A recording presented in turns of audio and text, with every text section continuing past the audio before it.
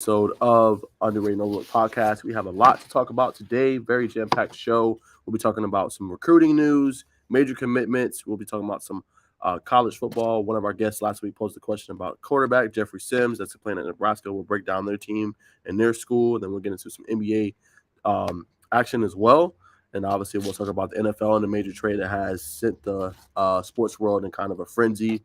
We'll get into that as well. But Craig, how you feeling today? Feeling good. I like these topics. I'm ready to roll. All right. So let's not waste no more time. Let's go ahead and get right into it. So Cole Mullins and Craig, I'm going to let you open up with this because you brought up some great things about him prior to the show. Him committing to Notre Dame. They landed another really good prospect from Georgia. They also landed Anthony Knapp, a really good offensive lineman. So just what do you think about, real quick, their recruiting class and just Cole Mullins as a whole playing at Mill Creek and some of those impact plays? Yeah, he's a really interesting prospect because it's clear his best days are ahead of him.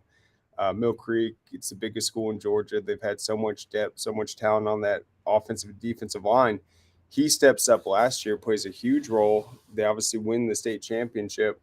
They weren't necessarily known for their defense, but it obviously played great, and it has that situational impact. They get the stops when they need to, and having him on that defensive line, he's 6'4", 240.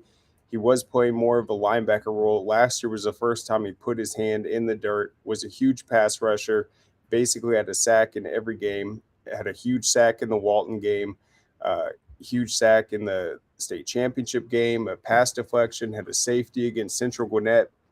So I think last year was really his first full season, has a huge year, wins the state title. I really think when we watch Mill Creek this season, he's going to be that huge impact player defensively, racking up the tackles for loss, getting to the quarterback. He sacked some really good quarterbacks last year that we didn't see take a lot of hits. So I think he really has shown a great knack for getting to the ball, disrupting the line of scrimmage. And then he's just a good athlete too. I mean, he went in there, caught a touchdown pass against Cedar Grove. The coaches know how to use him, and Coach Lovelady said, watch out for him his senior year. His best days are definitely ahead of him. Definitely. And then a good thing for him is he gets his commitment already out of the way. So then he could just lock in for his 2024 season and just focus on trying to repeat his champions. Obviously, we'll see how Mill Creek looks offensively. They'll still have their really great running back, Cam Robinson, coming back. But we'll see how, Throckmorton's going to look in the new kind of role, being the starting quarterback there. They got King Joseph Edwards, who transferred over. So that'll be another interesting thing to see how he fits into the offense as well as defensively. But, yeah, I agree with you. I think Cole Mullins will be certainly a player to watch. And just him making that impact last year with so many great players they had, right? They had Jamal Anderson, they had Caleb Downs. And for him to still be able to have that, residual impact, I think, speaks volumes and how special he could really be this year. And he'll probably be at the forefront of that defense coming into the season. Yeah, I think that's what's so exciting for Notre Dame fans is you look at Mill Creek's schedule, they're playing the best of the best, going up against these high-powered offensive lines like Buford.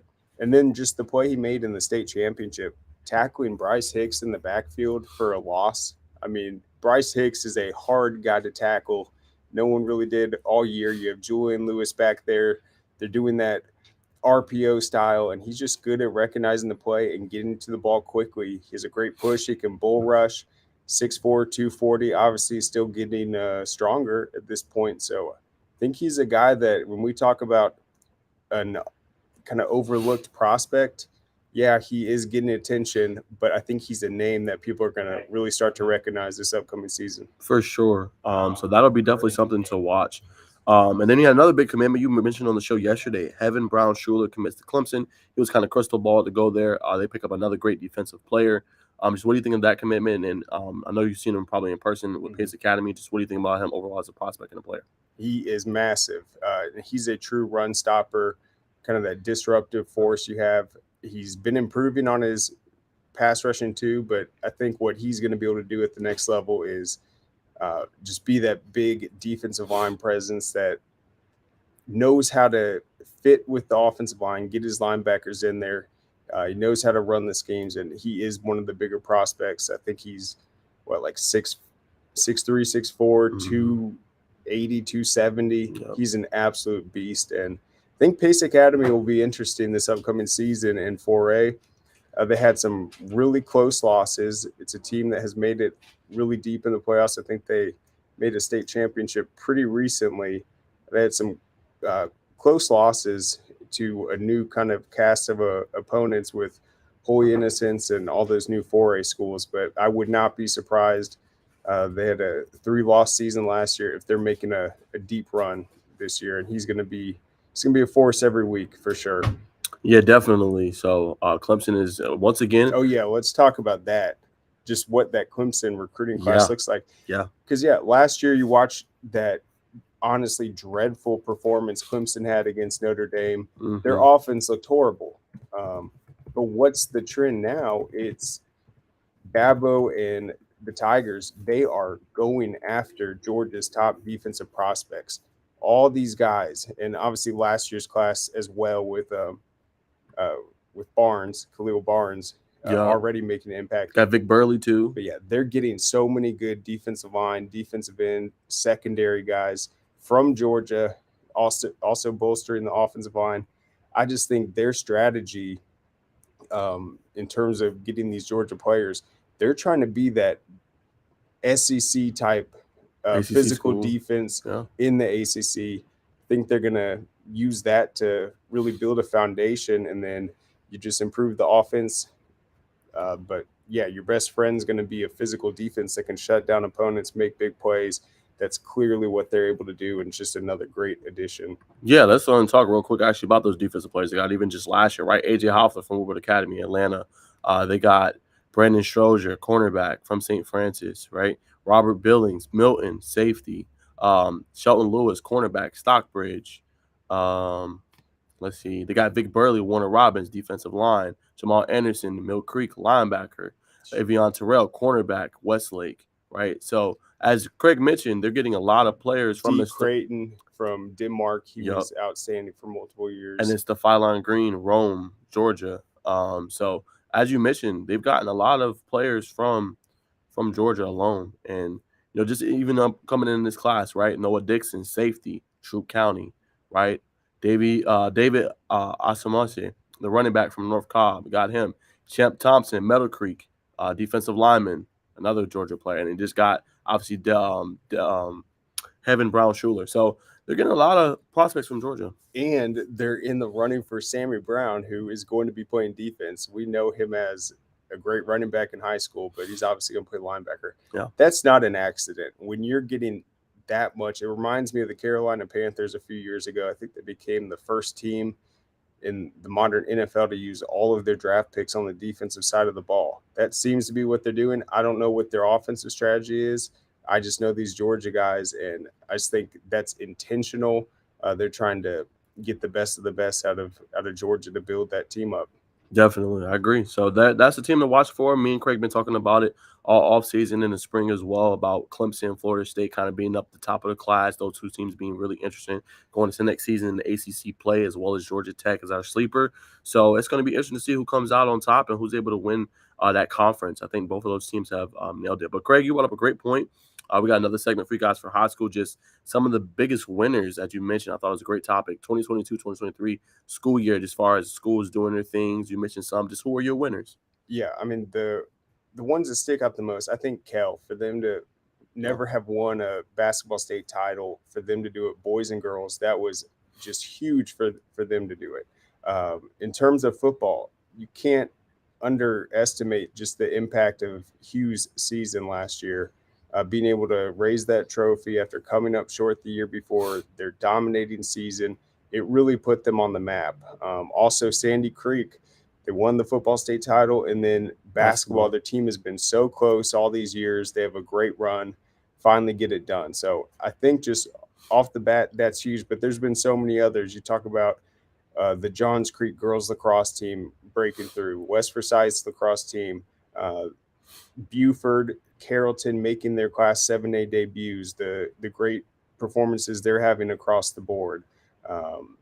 Lambert is dominating. North Oconee, they've been outstanding. So I do think, though, Hughes being able to get that football state title, I mean, you can't really measure how much that means to that program, the job that Coach Williams is doing, and then what a guy like Prentice Aaron Nolan is doing to put that program on the map. No, definitely. I mean, Coach Boone's doing a phenomenal job.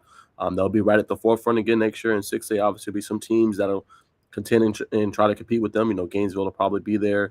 Of course, some other schools, but I mean, nonetheless, he did put them on the map, and to be able to go win it after you came just short the year prior, I think says a lot. And they have another year where they'll be able to, do it again. So I Yeah, think that's really and it intriguing. answered the biggest question, which I never bought it, but it was, well, this team has a lot of great players on it, but can they get it done?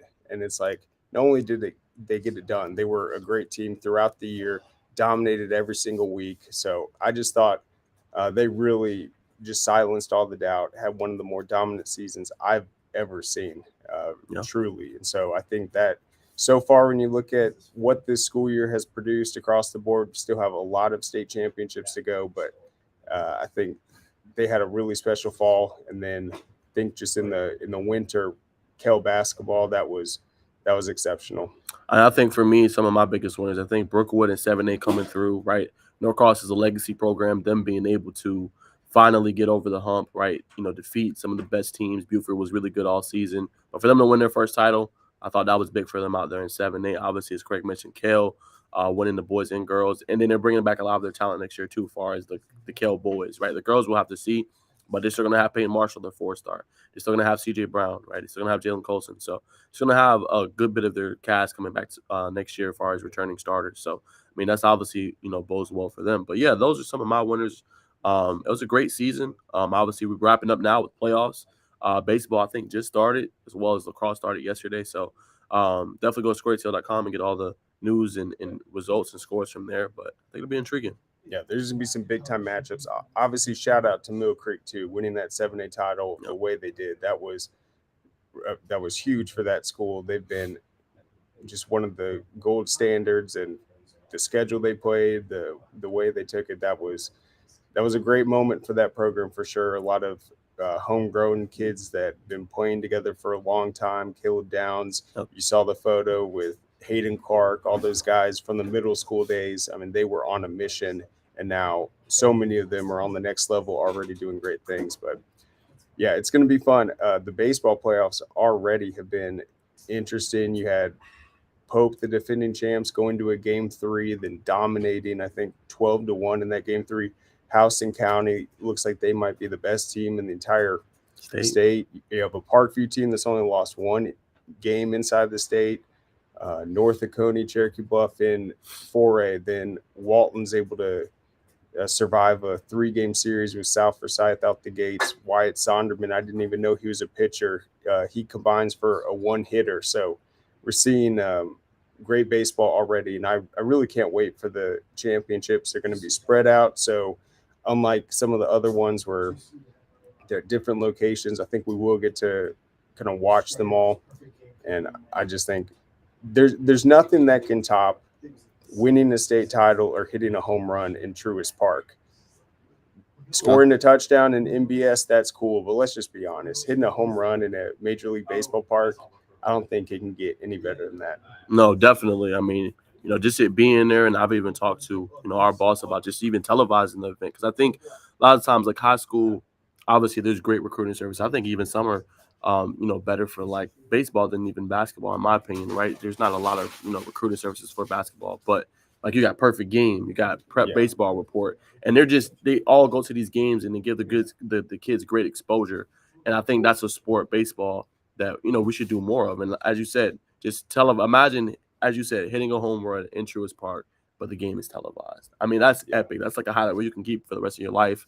I did it. We won state. My walk-off homer, or me just hitting a home run in general. I think it would just be a great environment, especially for fans and players and obviously the coaches. Yeah, that's the only thing that's really missing from baseball is televising these games. I mean, some of these recruiting services, they're at the game literally with a radar gun, giving live updates.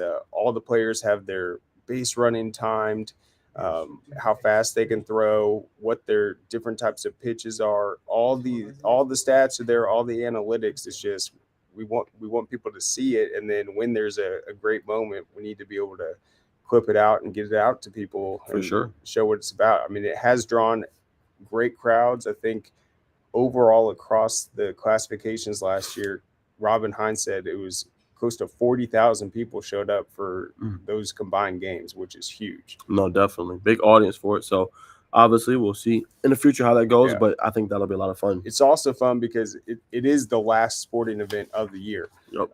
The teams that make the state championship, some of these games are actually played like after graduation, and so really all the pressure's off.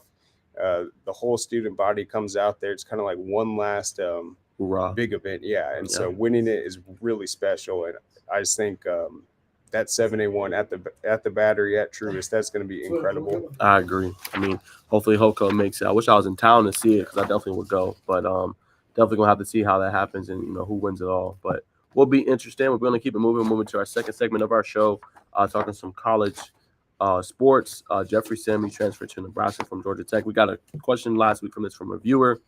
So biggest thing for me, right? Obviously Nebraska is undergoing a new era with Matt Rule. What I thought was really interesting was last year they had a top 25 2023 recruiting class, just from the high school level, and then they landed with three big transfers from Georgia, right? Eric Gilbert, Jacob Hood, who's 6'8", 342, offensive tackle, MJ Sherman, who's an edge, and then only the big three had a better class for them last year, right? So the big three is Penn State, Ohio State, and then Michigan. So those are the only three schools that had a better class in Nebraska last year. So obviously that bodes well. They're also in the running, as I mentioned, to correct for the number one quarterback in the nation, in the country, going into 2024. Dylan Raiola. We'll see. He's been kind of back and forth between Nebraska and obviously Georgia. So I think that'll be really, really interesting. But their spring game, really quick, Craig, they honored their great head coach, Frank Solich. Only two offensive touchdowns in that one, both for running, one by Jeffrey Sims, who is the quarterback. And then just a little bit more about him. In his career, best season was 2021. He had 12 touchdowns, 7 interceptions, 60% completion percentage. He started 22 games. One of his best ones was against Duke, where he threw for 227 yards, 2 touchdowns. He also won ACC Rookie of the Year, Rookie of the Week, 3 times as a freshman, and threw for 1,881 yards and 13 touchdowns. So he does run the ball well. He is dangerous with his feet. We'll see how it happens if he gets a starting job for Nebraska. But one thing I think for Nebraska that bodes well, right? They're in the West Division, right? That includes Purdue, Illinois, Iowa, Minnesota, Wisconsin, Nebraska. The best record to be able to go to the Big Ten title game was Purdue at 6-3 record. So it's definitely a winnable division. And they're not with the big three, right? They're not with the Ohio State, Michigan, and then Penn State. So definitely it's winnable. We'll see what Matt Rule can do in his first year at the helm. Usually takes time to build a great program. Obviously, we'll have to find out, but I think it's definitely a winnable division. No, that's a great point. Um, I think with Matt Rule, you look at when he was at Temple, they started out 2 wins. His last 2 years there, back-to-back 10-win seasons. Had success at Baylor also, and then went to the Carolina Panthers. They were dealing with a lot of turnover. So I think clearly he's a coach that can get it done at the college level. Nebraska is a storied program. They've won national titles before. They've had college. So the quarterback position, obviously, that's going to be huge. We saw last year, clearly they didn't have a backup to Casey Thompson. So now you have this quarterback battle. It'll be interesting. Seems like they're two different styles of players, though. Just one able to run the ball a lot more. He's had that experience. He came in as a freshman right away. So 2 experienced quarterbacks, that's huge. You add these other transfers, you add the new head coach. Mm-hmm. I think it is a process where we might see it. It might take 1 year, 2 years, but I definitely think they're going to be in the right direction. No, for sure. So we'll see what happens. That's our thoughts on Jeffrey Sims and the Nebraska program as a whole. So yeah, definitely the viewer, we appreciate that question. But yeah, that's what we think about it. We'll see how it pans out for them. But definitely landing some top recruits and having a top 25 recruiting class definitely will help you going forward in the future. But we're gonna leave that there. Some top Georgia players. We got the tweet as well. We're gonna show you guys. Was named on the top spring standout list. I think this is very, very huge. I'm going to pull up the tweet in just a second and share it with you guys. Let's see. All right. So, okay, let me share my screen. So this is from Matt Zennett's Twitter.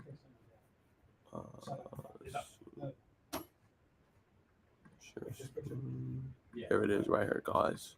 All right. So, you guys are looking as we're looking. So, pull some team sources around the country. Says here are the top 10 offensive spring practice standouts you need to know. More information on each here. That's their article. But I thought this is big, right? Justice Hayes, and you got Lawson Lucky. So what's so cool about this, guys, is 2 of these players are from Georgia, right? They're true freshmen. They're just getting started. These guys went. Both are from Gwinnett. Haynes from Buford, and then obviously Lawson Lucky from Norcross. So, Craig, I throw it to you really quick. Just what do you think of this list and just them being standouts already, just starting out? No, it's huge, and yeah, they are true freshmen, but it's just you think of the perspective of it. They enrolled early, so I mean they would be seniors right now. That's just the way the college football game goes now. You're showing up in January and you're playing this spring game and you're giving yourself an opportunity. I think Justice Haynes by far is the most complete running back I've ever seen at the high school level. I'd been following him since he was at Blessed Trinity. He came in there. I think he was a part of their final state championship when I think they won two. And then he was a freshman on that. He was behind Steele Chambers, who's now at, I think, Ohio State. So he came in uh, and ran the ball well from his freshman year. Then you go to Buford last year. Buford's making the jump to 7A. They're playing this tough schedule. Can Buford be that team? He went and single-handedly dominated pretty much every game. The big one over Mill Creek, he even outshone Caleb Downs in that game. He had the huge kickoff return, just busted out like 240 yards, 3 or 4 touchdowns every single week. And he was so good that before Buford played Walton, I said, I think Walton can win if they hold him to less than 230 yards. That's how good he is. I thought he could have gone off for 300 yards in that game. He's unstoppable. He can catch the ball.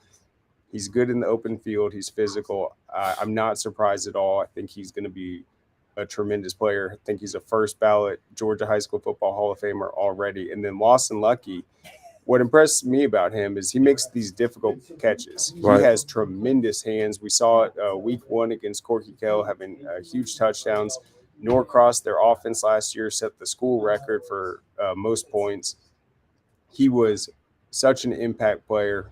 And so I just think it's just his catching ability. He's a true touchdown machine. He can make big plays. So I think that's huge for him. No, I think that's big. I mean, Justice Haynes, I've seen him at Blessed Trinity. I was just an intern at the time. And when I say he can run the rock, he can run the rock. And as you said, I think he's the most complete running back. Alabama recruiting already said, like, you should be afraid of our true freshman running back. So I think them coming out saying that now already this early, I think that just goes to show you how good I think he already is. And he's been showing even just the practices and even in the spring training and the games and things like that. So I think that's going to be huge. His playing time, we'll see what it's like. He might rotate in. He might start. We don't know yet. It's obviously tough to start as a true freshman for Nick Saban, but I think he went to a good place for his career. As long as he stays focused and level-headed, doesn't get frustrated with the playing time and just keeps putting in his head down, he's obviously very, very, very talented, and they're going to have a great group in Bama, obviously, next season. But, yeah, he's a really great player, and obviously somebody to watch out for next season. Then Lawson Lucky, seen him a couple times. As you said, great with contested catches, kind of that sweet spot person, put him in the middle of the zone. He can catch the ball really well. Really impressive for Norcross. He's going to Georgia for a reason. Him being a standout, obviously, it won't be easy. He's going to be competing with Brock Bowers, who's going to still probably be tight end 1, but maybe he'll be able to rotate in. He can play a, Darnell Washington kind of a role like last season, being able to be a blocker and, catch passes out of the backfield and things like that. So we'll see. Georgia has some really good recruiting and been really good with the class lately. So, we'll obviously see what happens. Yeah, I know you watched Justice Haynes last year. What did you think about just his patience running the ball? I think that's the biggest That's thing. a great point, Craig. I think that is so unique as a running back. You'll see a lot of guys just rush, try to hit the hole really, really hard. But I think it's important to be patient, let it kind of open up, see where the really lane is, see where you can get into the gap, and then burst with your speed and go in there. But, yeah, I think patience is very, very critical. You waiting for your blocks instead of running into your blocks, I think really helps. Yeah, that's why he was able to take over games last year, because he'd be able to sustain drives. He'd see what the defense was doing, and then anytime he got an opportunity to bounce outside or cut back, make guys miss, break a tackle, he'd take it to the house. I mean, he was so good at that, Right. just hiding behind that defensive line, getting the positive yards, running downhill, and then hitting the home run plays. I mean, he was so good, so dangerous, and I think it's going to be outstanding to see what he does at Alabama.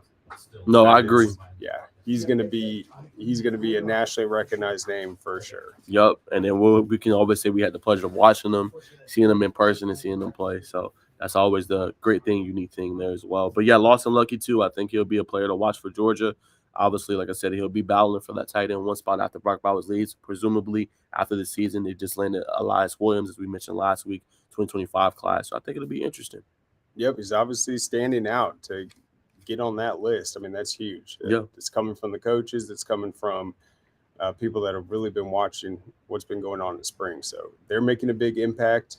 I'd like to put Khalil Barnes on that list too. Maybe he got snubbed. Yeah. Deuce Alexander too. Yeah, true. Yeah, both of them were balling. No, for sure. But Craig, any other topics of college you want to talk about before we hit our professional segment? Oh man, let's see. When does Nebraska, they play Colorado this year, right? I believe they do. I think that will be a really interesting game just to judge where these programs are going. I think I don't know if you heard about this, Craig, but over 18 players entered the transfer portal after the spring game. I don't know if you heard about that. Whoa, I see that right but there. Yeah, that was pretty big for them. A lot of players, some good players that performed well, just decided to leave. So I think that's going to be tough for them. But you're right. They do play September 9th, 2023. Second I believe game it's of a the season. home game for Colorado. Yep. Yeah, so I mean it's just going to be such an interesting matchup with all the transfers. What are these teams looking like? It will be a huge defining game for both of them moving forward. It's obviously not a conference game, but still, that's going to be a big one. So it's good momentum to Yeah. build for the season as well. You know, week 2 getting a big win.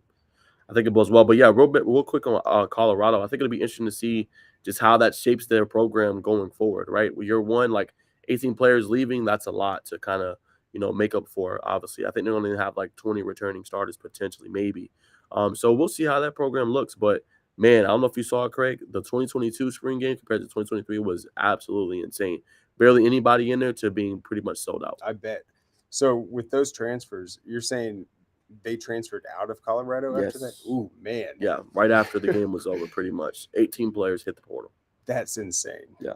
I had no idea. So yeah, Dion wasn't playing. I think it's a combination of what we're seeing at large with players moving, taking advantage of opportunities, but I also think there is that kind of cutthroat mentality that Coach Sanders might be doing where, hey, if you aren't getting it done, we're going to bring someone else in. Pretty much. And let's talk real quick about just recruiting as a whole for high school players and obviously for college players.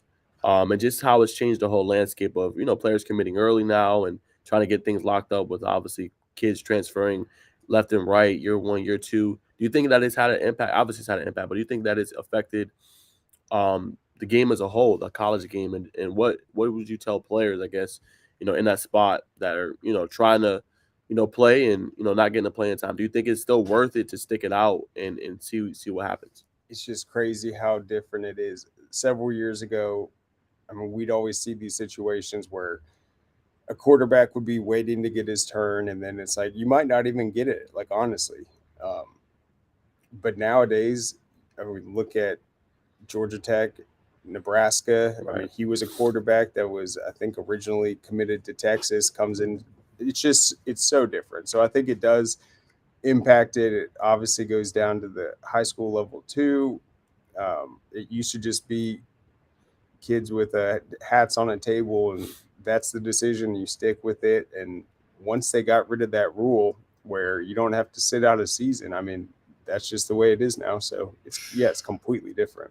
It is. I feel for the recruits, and for the potential prospects coming up. My best advice I would say to them is just if you find a place and you fall in love with it, go with it. Go with your gut. I think that's the biggest thing with the players, right? Don't wait around for, oh man, do I go to this D1 school that may not have had the same success as this other school's having, but it is a dream school compared to going to, just like I said, a regular D1. So that's something to think about. Sometimes you can still make your mark and your name going to a lower level D1 school, fall in love with that instead of going to maybe before a dream school where you're not going to get a lot of playing time. I think that's something to really think about as a player. Just think about what's best for you, your family, and your situation, right? Sometimes it may not be worth it to go to that school and waste 2 years of your life, be miserable, and have to find another way. So I would say really exhaust all your options, really think it out, Definitely get if you're really close with your family, get your family involved for sure, and just get their thoughts on it. And just like I said, make the best decision for you. And sometimes it does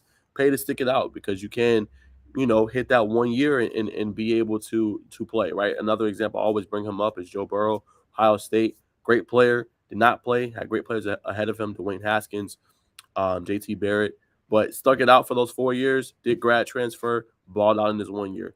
That's the big thing I want to tell players is it only takes 1 year for you to ball out and play really well to be on the radar for NFL teams, right? If you're consistent, put in the work every day, and you had that one season, it can look pretty good for you, going forward. I think what's interesting about it at college is these are not players that are going to different schools because they're title chasing. It's about like the personal benefit. Yeah. Is there a spot open for you to play? Yeah. Is that available? It's not about, oh, I'm trying to go to this school just so I can win. This is about your future. It's about potentially being able to play so you can go to the next level. So I think that's what drives a lot of these decisions. You might be at an Alabama and then go to a school that might not be in the mix, but at least you're going to be able to play. So I think that's what's unique about it. It's not title chasing. No, definitely not. But we're gonna leave it there unless you had some other topics you want to discuss with. I'm good with college, but man, we got to move to professional. Man, we got some hot button topics. I'm gonna start off. This was not on our list, but this is a hot topic for me. A guy, obviously, he made it on to the next level, and obviously, I don't have no hate for that. But I do think it is very chump-like, very cowardly to be able to talk all that talk and not be able to respond. And I'm talking about Dylan Brooks, right? So calls out LeBron, calls him old. And I said in the video, if you guys go to my YouTube page and my TikTok, Sports Talk with Najee Wilk as well. I just don't agree with that method, right? How do you go from talking mess to multiple Hall of Famers, right? He's done it to Klay Thompson. He's done it to Steph Curry. He's done it to Draymond Green. He's done it to Russell Westbrook. He's done it to LeBron. All are going to go into the Hall of Fame, right? So I don't understand you do all that chirping, and then the last 2 games you got pretty much outdone, haven't really performed, and then now you don't want to talk to the media. But then yesterday you say, "Oh, the media paints me in the picture." No, bro, into that picture, right? Whenever they're giving you the mic, you said what you said, and you stood on it. So you can't have your cake and eat it too, bro. Like if you feel a certain way, then you got to be able to, every action has a consequence. You can't, have a take here and then say, "Oh no, I'm good. I don't want to talk to the media," because you know what they're going to ask you. You're down 3-1 now, so I just don't agree with that. Like if you're going to talk the talk, make sure you walk the walk. He does not do that. And like I said, as a player, I'm not a fan of his because I don't like that. Like if you're going to talk, actually back it up. Actually be able to stand on it when you fail or it doesn't go right for you. That's one thing I have not liked about the Grizzlies team overall is that I respect John Morant. I like his game, but as a whole, I just thought they do all that chirping and they never go far, right? The farthest they've been in the last couple of years is second round exit, right? They've not been to a conference finals. They have not been to a finals, right? So that's my biggest thing with them. There's nothing wrong with being confident, believing in yourself, but at some point it goes where you're overly confident and you're almost cocky and arrogant. So that's why I don't think they're going to win, a title yet. But obviously we'll see. But I think they're going to definitely lose the series to the Lakers, and Dylan Brooks might not even be in the Grizzlies uniform next year. Yeah, I think the Grizzlies they play with the chip on their shoulder. They always do. They've been a tough team. They're never going to get swept out. But yeah, it's exactly what you said. Yeah. If you haven't won a championship, if you haven't gone to an All-Star game, you don't disrespect the players that have. You don't disrespect what are essentially the face and ambassadors of the league. Yeah, you can go out there. The famous moment of AI versus Michael Jordan. Oh. Well, yeah, that too. But right. Yeah, just a rookie going out there. You're going up against the best. You're trying to go out there and outperform him. It's not about saying it to the media and then looking foolish after it. No, I agree. I mean, so how do you say that? Went up there and crossed him up. Right. He let his action do the talking. Exactly. Like, how do you talk all that talking and say, "Oh yeah, the media is painting me as an image as a villain"? You did all that chirping, bro. Yep. So that I just don't agree with. We'll see, but what other drama has gone on with the media? I mean, I saw obviously that one has been big, but what other major talking? No major other trash talking. I think pretty much you've gotten a good basketball. I mean, Kawhi Leonard's hurt again. That's been talked about a lot. They've been saying he might be the worst superstar ever. That's what Stephen A said last week. But Jeez. he's obviously great. He just never healthy, right? He's never healthy. You can't depend on him, in the postseason. I feel like they load manage him all season just for him not to play. Obviously he's a 1-2-time MVP, Finals MVP for a reason. But I just think like he just either him or Paul George are consistently hurt. If I'm the Clippers, I'm thinking about moving in a different direction. Then how chippy do you think the remaining series is going to be between the Warriors and the Kings? I think it'll be intriguing, right? For one, obviously, as I said, I think Sabonis baited Draymond Green. He shouldn't have stomped on him, but at the same time, you're pulling my ankle. But I think that's going to be a phenomenal series, right? I think what's going to be big is next week, like obviously tomorrow they're going to play. Golden State needs to win Game 5, right? Put that pressure on the Kings. It's going to be tough in that environment. They're going to be booing Draymond Green, obviously. Well, if Golden State can go on the road and win that game, which they haven't really done a lot this season, I think that bodes well in their favor. But I think it's going to be, it's a great series. They like trash talking. You got a young budding team that almost reminds you of Golden State Warriors, fast, play with pace, can shoot the ball pretty well. And you got an older Golden State team who, has probably a couple seasons left before, their title window might close. Yeah, and I just think Warriors fans are great. I'm not knocking them. They love their Warriors, but people that aren't Warriors fans, they really don't like them. No. And so I think that one's going to be really, really hostile. And in terms of the Draymond play, you showed it to me for the first time right there. I thought right away you saw Sabonis. He's basically pulling Klay Thompson backwards. He falls into him. Whether he's protecting himself or not, you grabbed his foot. I just thought the jump over him. I mean, that's just objectively funny. It's like, yeah, it's the old saying, after a play, the guy pushes you, you push back, the foul is going to go on you. Yep. Obviously, it was a little more excessive than just grabbing someone's foot, but it was a funny play. And just the reaction from the fans the second it happened, it's like they just want him to get suspended. Yeah, it wasn't like a tech. It's just like, oh, like we need to show this replay a million times. We got him. Pretty much. Yep. And that's Draymond for you. Yep. So that's how it went. But I think he's the culture of the Warriors team, right? Like the Warriors don't win their titles without Draymond. That's what makes it so complicated, right? Yep. He's the enforcer. He's like the bully person. And it's funny because almost to bring him back up one more time, Dylan Brooks tries to be this, but he's not. Like just kind of that enforcer for your team, kind of that tough guy. Obviously, Draymond's done it. He's won championships. He's proven himself. But that's just who he is, bro. And he's 33. It's hard to really, move away from that once you hit a certain age. So, I mean, he's your team. We'll see if he gets his money, if they're going to re-sign him. That's the biggest question right now going for the Warriors, even after the season. But, I mean, we're going to see. I think it's going to be a great series, man. And the second round series that we'll talk about later, obviously, will be interesting as well if those two teams play. But, I think it's going to be a phenomenal series. Yeah, but Draymond can get away with it because they've won championships before. That's just the way it is. You can't be the villain if you haven't. It's just it doesn't work. Yeah. It's that simple. I mean, you go out there and play with a chip on your shoulder, be the most like swagged out, decked out guy on the court, but unless you are that guy that has been at the top, it's just don't work for you. Yeah, it ends up just hurting you. But yeah, exactly.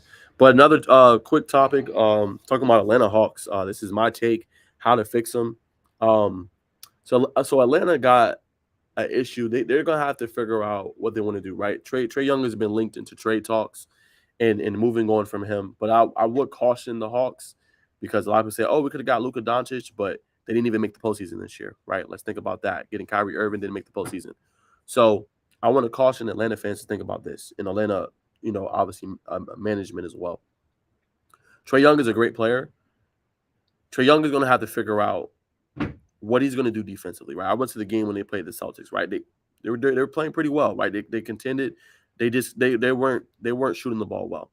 So obviously, I know they traded for DeJounte Murray. He's a great playmaker to go along with Trae Young. But what I noticed with Atlanta does not have like those specialized players. That's the word. They don't have specialized players.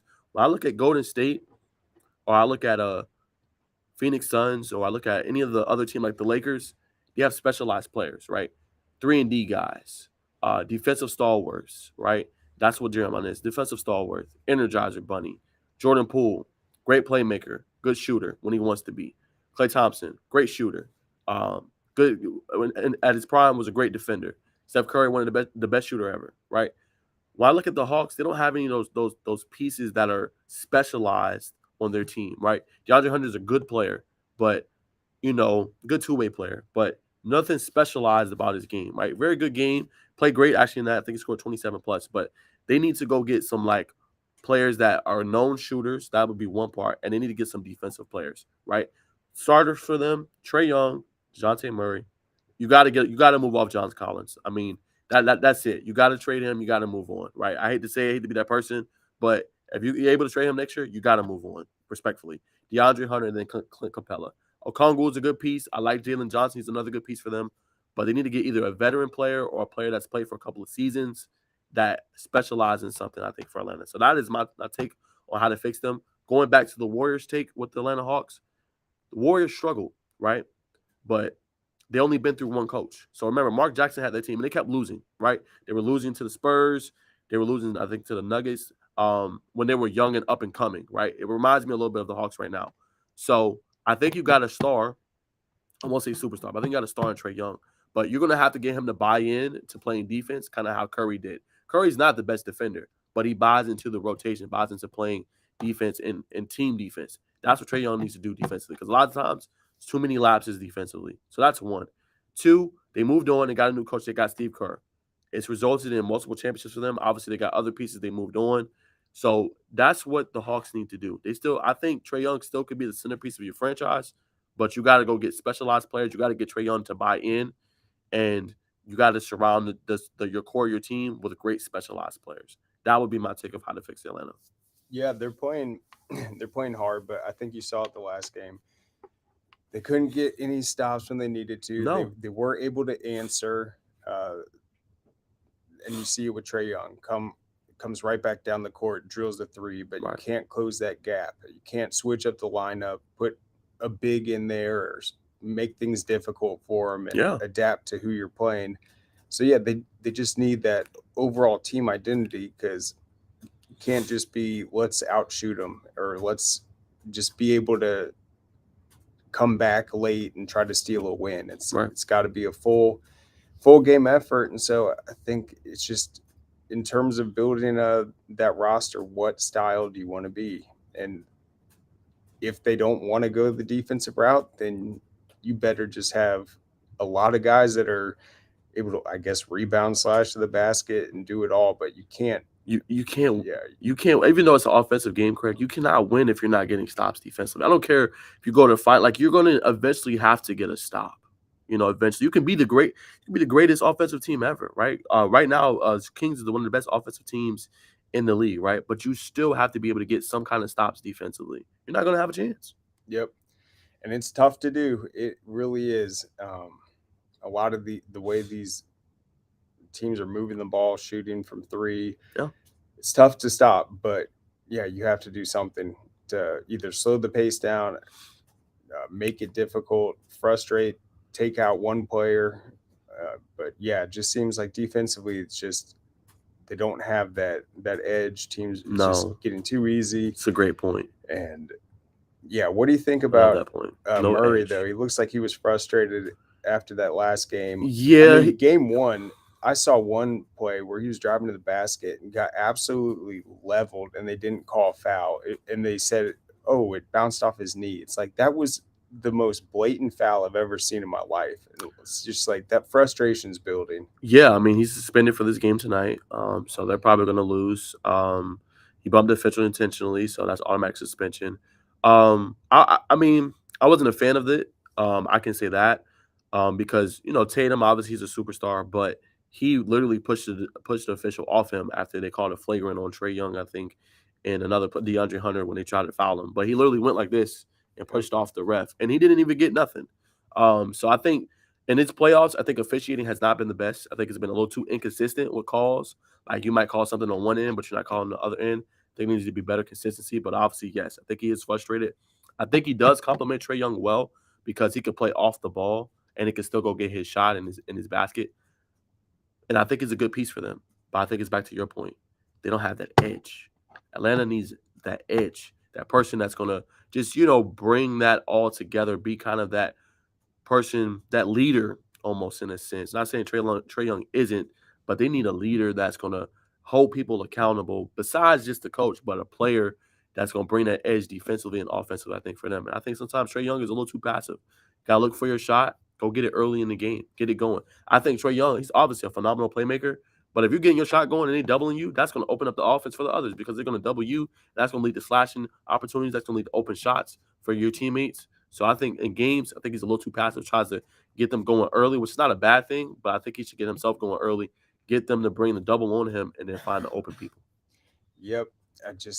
When I was watching the last game, the Celtics obviously were running away with it, but it's like, what's missing? What's missing is that guy you talked about, the edge that just comes in there and gets a late block and changes the momentum. It's like you need a guy that has been in the game. He sees how things are going. He kind of knows who's going to get the ball. He comes off his defender and gets that big defensive stop that shifts the momentum. They just couldn't get it done the entire game. And then obviously frustrating with the refs and some of the calls. I mean, I would be really upset though, just in that game one, that no call where he just got leveled to the floor and then they said, "Oh, it's out of bounds on you." That was one of the worst calls I've ever seen. I agree with you. And last point on that, real quick back to the edge, right? Boston even has that player, right? Marcus Smart.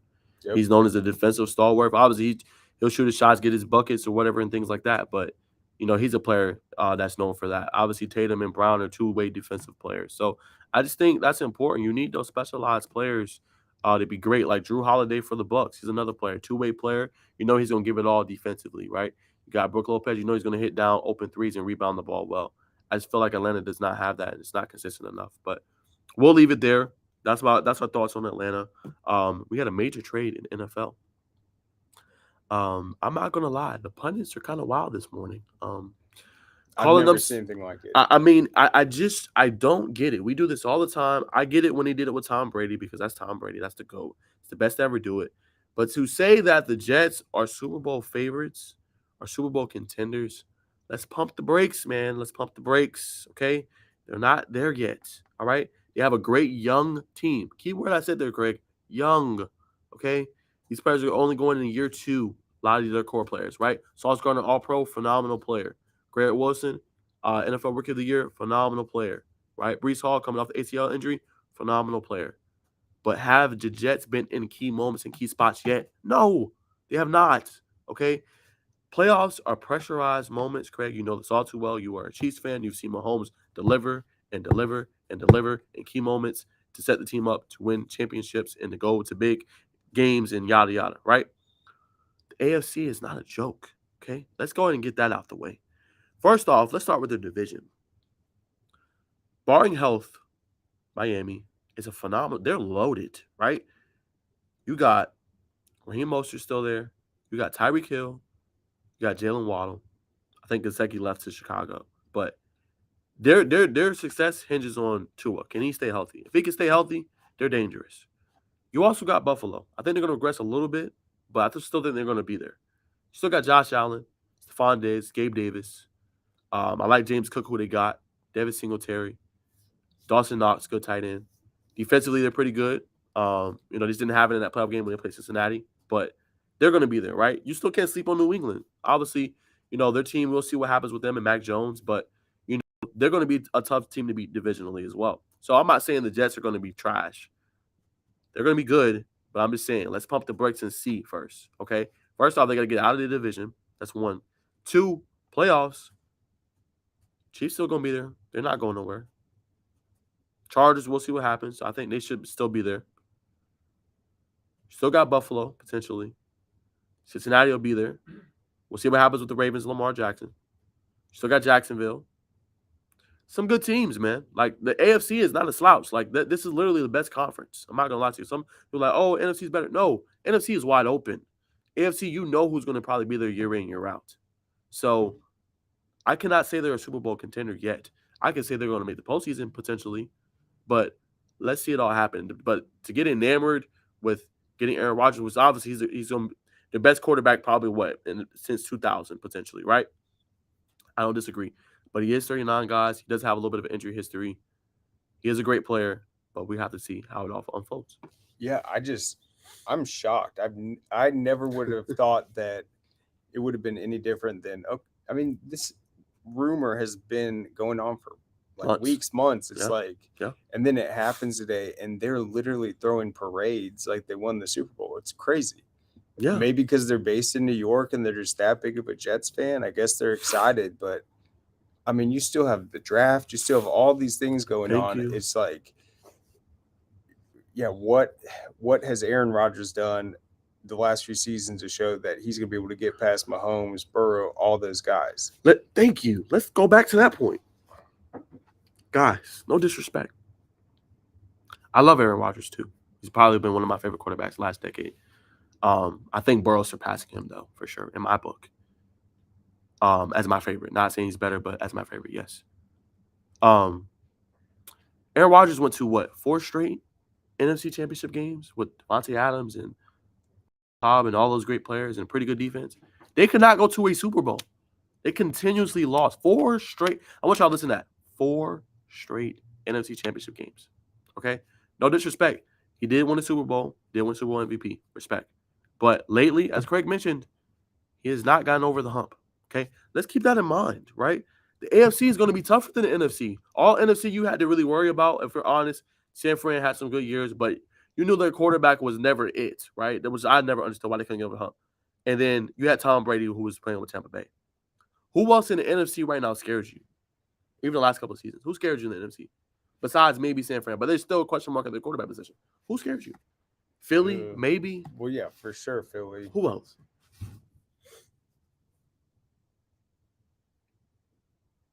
I don't think anyone's scared by the Cowboys. Oh.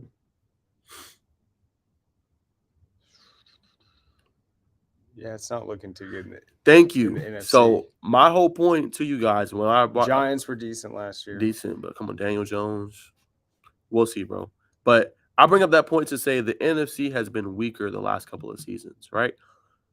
AFC is not that, bro. You got great quarterback play all across the board. The best quarterback in the NFC right now is Jalen Hurts. Then maybe Dak Prescott and whoever else, right? Daniel Jones, whatever. That is not compared to the AFC, right? And obviously, Jets got a great defense. I know everybody's talking about their defense, and it is great. Don't get me wrong. But again, you're going to be playing against upper echelon quarterbacks that are going to know what you like to do and your tendencies. So, all I have to say is just pump the brakes a little bit. They will be a great team, but let's see it first. We've gotten enamored with that before, right? Great quarterback going to another team, and some never even got to the playoffs. So let's think about that too. Yep, we'll see. I'm interested in obviously their division, but their overall schedule. It's just going to be tough. And you talked about, yeah, if they come out of that division, even securing home field in the conference championship, that would be a huge challenge for them to get a top 1 or 2 seed. And so, yeah, it will be intriguing. I'm sure that's all they're going to talk about. With the draft entire Thursday. season. Mm-hmm. Aaron Rodgers. But That's all it's going to be. yeah, it wasn't really the best way to close things out in Green Bay. This is a guy that has been on the edge of retiring for how many years? 4 or 5. Yeah. He's just been too fickle on that. And who's to say, real quick, I'll throw it back to you. Who's to say after year 1 he doesn't throw that card again? Yeah, I mean, probably will. So we'll see. I did think the Jets had a great roster last year, but once again, he's going to have to get in tune with all those guys. I don't know. You also have Zach Wilson. Maybe they're. He says he's going to give whoever better quarterback comes hell. So. Yep. And Got I mean, that they too. just recently took him number 2 in the draft. So they should have never made that pick. I mean, yeah. like stuff like that I don't understand. Like It you had makes Justin Fields in that same draft and you picked Zach Wilson over him. Does not make sense. I don't get draft pundits. Like I don't. Yeah. I respect them, but I don't get it. Like right now, let's talk about that real quick before we wrap the show, Craig. Like right now, they're saying that CJ Stroud is not a top 7 pick. He could slide all the way down to 12 to the Texans because of a composition score. Apparently, Bryce Young blowed it out of the park. Yes, Bryce Young blowed it out of the park. He got a 98. Apparently, but I heard it's misinformation, so I'm not gonna say it's true. But I heard it's misinformation that he got an 18. Okay, this is what I'm talking about. Y'all do this every year. Go look at the tape. Like, I don't understand all these metrics and all this data analytics. It's not a bad thing, but they overdo it and they really hurt player stock. And I don't understand it, right? They had the same questions about Justin Fields coming out of the draft, right? It's like, oh, should the Bears draft him? Who should draft Justin Fields? Yada yada, right? And there was like, oh, well, should the Bears take a quarterback at number 1? That was the big talk going until they traded the pick and gave it to Carolina, right? That was the big talk. But surround him with a team that's a team of weapons. That's all Fields needs, right? So coming to this draft, it's the same thing, right? So they're saying we'll leave. It's no disrespect to him. He's good. But it was 19 and 13 as a starter? And they're saying he's going to go over C.J. Stroud. You've seen C.J. Stroud in the college football playoff. And you literally just like, oh, he's made me a fan for life. Yep. And you went to Georgia. You're literally a Georgia fan. And he kept making you throw after throw, run after run in the big clutch moments. I don't get that. I will take that all day. All day long. I will take that over somebody that has not played in the big game. I don't understand it. Yep. Punies do it every single year. I don't get it. And the guy they say, oh, yeah, he's going to be this, and that. He turns out to be a bust. I don't get it. It's like judging someone's like, oh, I don't like the form on their shot, or it's like I don't like the form on their pitch delivery. It's like the guy's throwing 100 miles an hour. It's like, yeah, so they're saying the composition or whatever that test is. Yeah, whatever that composition score, because apparently like Bryce Young, who I think if he goes number 1, I mean, rightfully so. I mean, not saying he shouldn't go number 1. Obviously, he's great, right? But to say that C.J. Stroud is going to move into the mid round after he was pegged as the number 1 overall pick potentially, and then they said, oh, because he didn't go to a Manning Academy camp, he decided to throw with his teammates instead. What does that have to do with football? Yeah, played with incredible receivers last year. Literally, even when they were out, didn't have Jigba the whole year. Injured, he still led that offense. Literally, was outstanding. So I don't get it. Why? For what? Yeah, I don't. But let's talk about 2021 draft real quick, y'all. I'm gonna pull this up so you guys can see it. It's just I don't get it. They overanalyze it, and it just doesn't make sense. Okay, I hope you guys can see this, right? So this is a draft from 2021, right? Great draft, great players. So Craig, let's be honest. Who would you say is the best player from the draft, or even just the best quarterback? Obviously, it's still early, but I mean, they had this guy, BYU, guys. To say again, no disrespect, BYU, right? I feel like they always do. They always do it. So you're gonna tell me a quarterback from BYU? No offense, Trey Lance. And I know they look at other metrics and arm strength and other things they look at, but again, a guy who went over Justin Fields, who went number 11. A guy that played in the big games, played against played against Alabama in the national championship game. They did lose, nonetheless, but has shown you what he can do. The only player I think, as far as quarterback, that should have been drafted over him is Trevor Lawrence. That's it. Any other player for what? Like, why these two? And right now, there's a potential chance he gets traded. He's probably going to get cut or traded, and they're going to probably be backups potentially. We'll see what happens with Trey Lance. That's still a question mark. But him, come on, man, make this make sense. No, it doesn't. It makes no sense. No offense to the schools, but yeah, I feel like that happens every single draft. You have guys from the BYUs or these schools that basically finished. I mean, they aren't playing in the SEC. They aren't playing these difficult nationally ranked opponents. They put up some numbers, and then they have the measurables. Next thing you know, they're getting paid first round money. Yeah, and then only to be a potential project. Then they get thrown in there, benched later, and then you have veterans coming in and taking their job. It is insane. It is insane. It really makes no sense. And sometimes it irritates me because it happens every single year. A player that deserves to be a top pick, like it's like something comes out from the media or something comes out that says, oh, he didn't do well in this area. Oh, there's question marks about his character.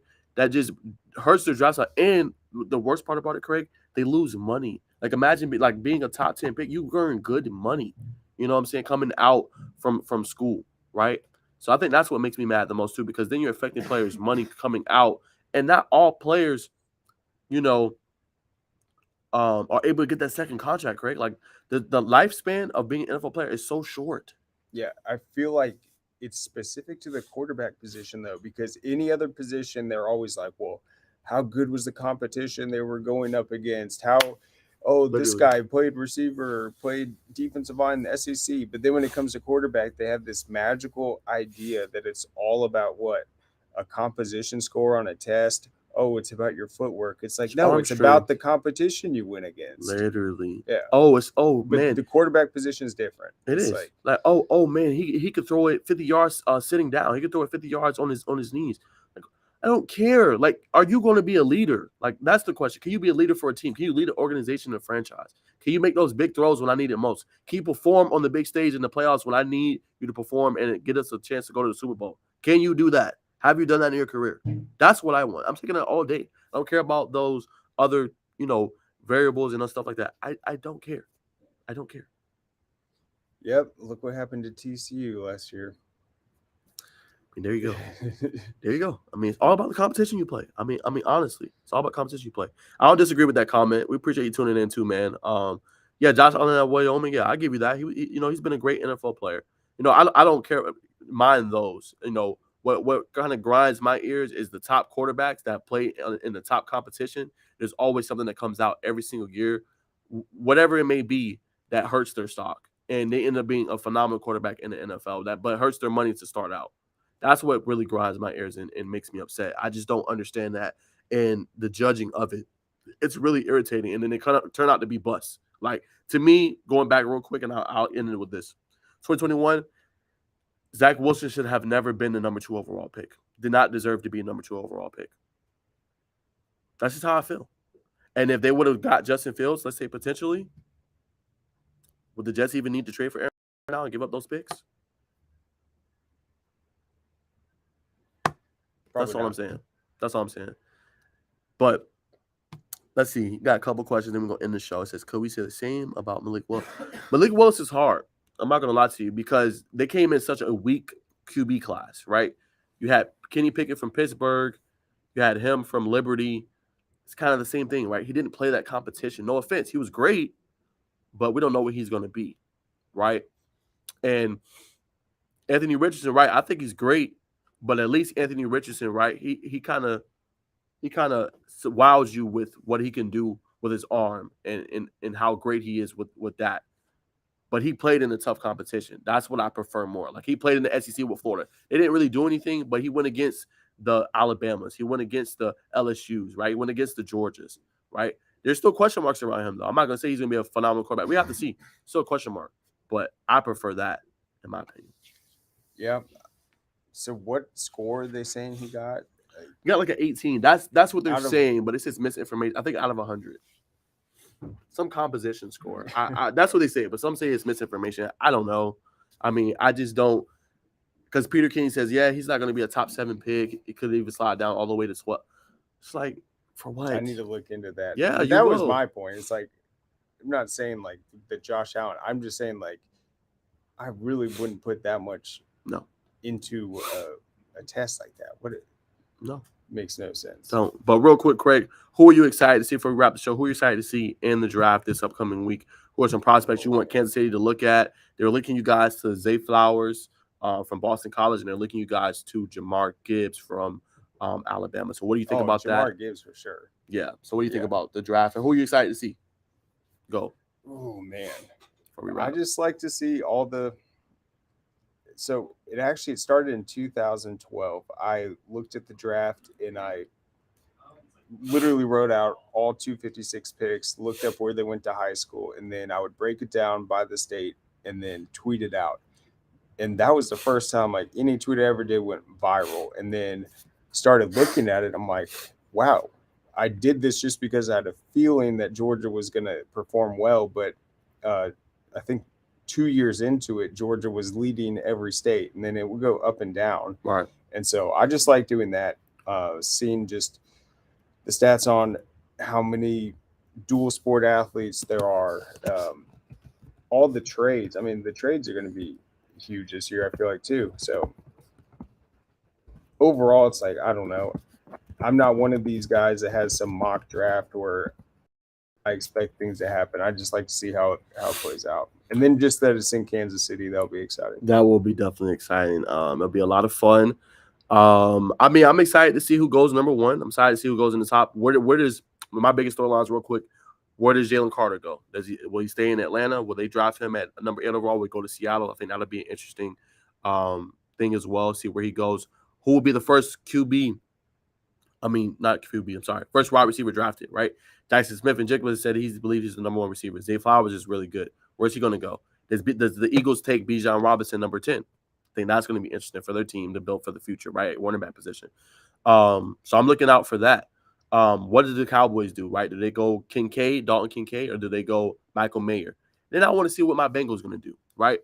Are we going to go offensive tackle? Lyle Collins in his press conference said he feels better, he feels okay, covered from the ACL injury. But what do we do at 28? Do we move up, right? Do we go get a tight end? Because we need one. Obviously, we got Irv Smith in the offseason. They need to re-sign Drew Sample, but those are one-year rentals, right? We need a long-term answer at the tight end position now. So what do we do at 28? Do we wait until second round to go get a younger tight end, or do we go first round? And then, do we go right tackle, right? Do we go get a DeJuan Jones or for Darnell Wright if he's there? That's my biggest thing, my biggest questions. So hopefully we'll see what they decide to do. But I wouldn't mind the DeJuan Jones, even though we have Lyle Collins pick. I would not mind us getting him just to solidify that right side of the line for years to come. I already got Orlando Brown in a move I've never seen happening. But I just want our line to be solidified because it's cost us, I think, 2 chances at a Super Bowl. But that's my biggest storylines going into the draft. It's a great point with the offensive line. We've seen the record contract with Orlando Brown recently. And so that's what you want. You want to draft a rookie that's going to come in, build his stock, and then if you can't match it, that's just because he had success with you. So that's going to be a huge position. You obviously want to have those guys there to be able to protect your quarterback, especially with some of these long-term contracts we've seen them get at the franchises that actually have stability at the position. Yep. And it will be, in terms of your Bengals and your Chiefs, it will be interesting. We know there's that strategy there. They already have a lot of good pieces, so you'll get a good sense of where they feel like they might have a weakness or could create even more of a potential advantage. So it will be interesting to see. But, I mean, just look at Pacheco last year for the Chiefs. Impact player. Such an impact player. Yes. So that's what it takes. That's what we're going to need. That's my last point before we wrap the show. Like, we got to go get some impact players. Like, that is my biggest thing that we have to do is get impact players, get players that can come in, may not start the season because I know Pacheco didn't start for the season, but he was a late, draft pick, but then he came late in the season, mid-season, was doing his thing, right, and led to you guys winning it all. So I think it'll be interesting. And then for the Patriots, really quick, any predictions? Not really. I have to go, obviously, and see more about them. So I'll obviously say that after the draft to see who they got and see what they did. But I think they should go get a quarterback, not at 12, maybe later in the rounds. Give Mac Jones another chance, see what he's going to do. They need to get some impact players, right? I would go receiver. So quick prediction: they should get Jackson Smith and Jigba because I think he's going to be there. That's going to be a good piece for Mac Jones. Slot, dynamic, fast, twitchy, get down the field. Great. They should go get him. So we'll see what happens. That'll be interesting. And to your point about Mixon, we'll see. Obviously, it has not had the best offseason. We definitely need to go get a couple pieces at the running back position too. But Craig, anything else you got before we wrap up? Yeah, I think the Patriots always have an interesting draft strategy, make some really solid picks. So they'll definitely be a team to watch for. Oh, I forgot about him, Jordan Addison. Yeah. So I got to the Pats. Interesting. The wide receiver class is a little underrated this year too. Yep. Yeah, I mean Zay Flowers. I forgot about Jordan Addison, Jackson Smith, and Jigba. Some good receivers. It ain't like how it was 2021 with Jamar Chase and Devontae Smith and all them. But those guys, my goodness. I know. But that's all we got, man. Real quick, drop your name too, man. Obviously, we always see your number, but you always tune into our show. So if you can, man, before we wrap the show, drop your name real quick, if you don't mind. So, man, when you come in, we know to be able to greet you. I mean, the guy always comes in and comments. We love that. We love the interaction too, man. See if he comments.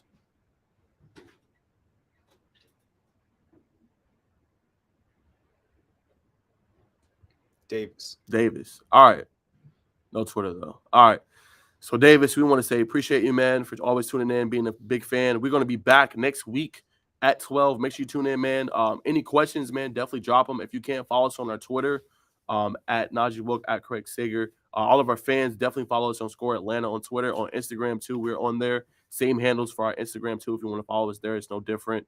But yeah, definitely audience. We definitely want to be able to answer more questions. So name drop your on our follow us. Call me Dave for short. All right, we'll call you Dave. Follow us on those. DM us some questions you want to see for the show next week that you want us to answer. So definitely follow us on Instagram and Twitter. They're the same handles pretty much, and we'll answer those going into next week. And Craig, any lasting thoughts? Nope. I saw Jordan was on here too. I think I'm gonna try to get Chambly on. So all right, for tomorrow. I'll talk to Jordan soon. All right, guys. Appreciate you tuning in. We will see you guys next week. Have a great rest of the week and enjoy the draft. We'll be here for comments and break all that down.